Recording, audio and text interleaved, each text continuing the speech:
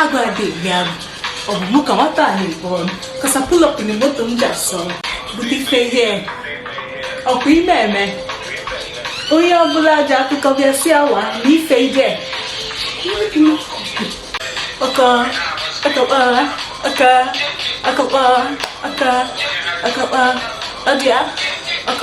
The imego stage of marrying an Igbo woman.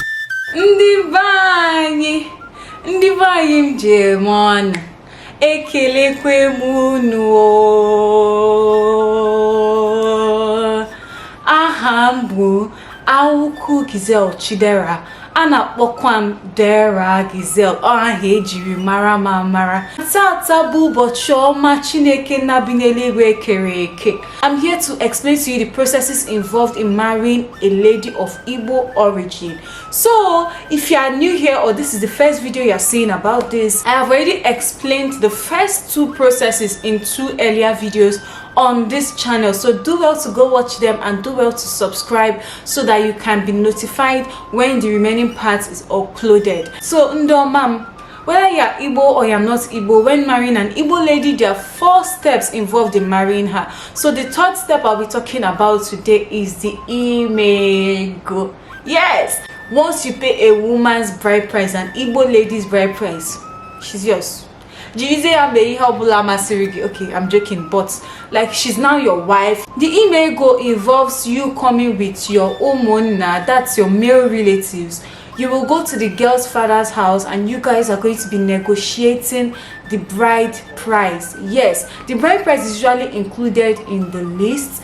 Yes, and for different villages across Igbo land, imego and the main igbankwu, they are intertwined, they are connected. Some people do it on the same day nowadays. Most people don't do imego now, go and come back and do igbankwu. Most people do it on the same day nowadays. So it involves paying the bride price, your umonna, we sit down with her umonna, and when that umonna meeting is being held, no female is supposed to be there. Yes, including the girl's mother.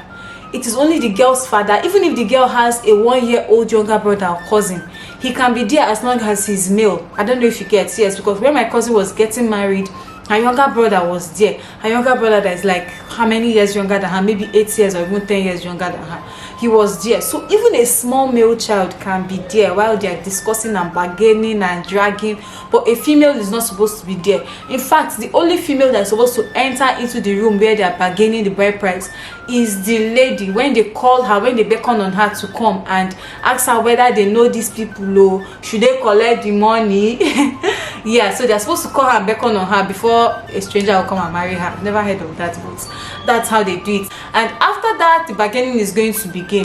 For most villages across Igbo land, the bride price is usually not very tangible. It's usually small. Like the main money in my village, they collect around 100 naira, 200, 500. That's the highest they collect. In some villages, they collect as low as 20 naira, 25 naira, 30 naira.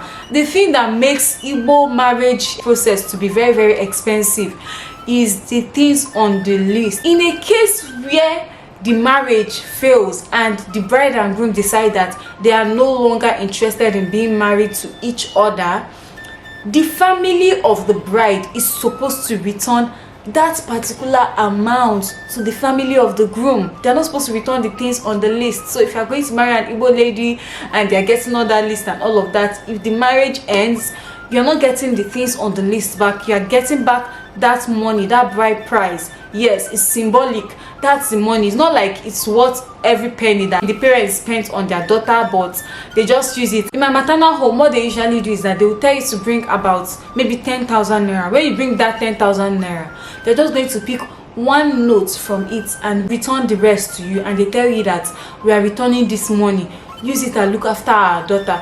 When next she's coming to visit, when next we see her, she should not be looking depreciated. She's supposed to have added weight. She's supposed to be looking fresher than how she looked when she was in her father's house. I don't know if you get it. Varies across different villages, but the imeko is the official bride price, and once you do this, the woman is your wife. Can somebody shout hallelujah? Yeah, so if you want to learn about the last process in marrying an Igbo woman, subscribe to this channel. stay tuned to this channel. So till I come your way next time, stay safe, keep on being fine. Don't forget to subscribe, don't forget to give this video a thumbs up, and bye bye.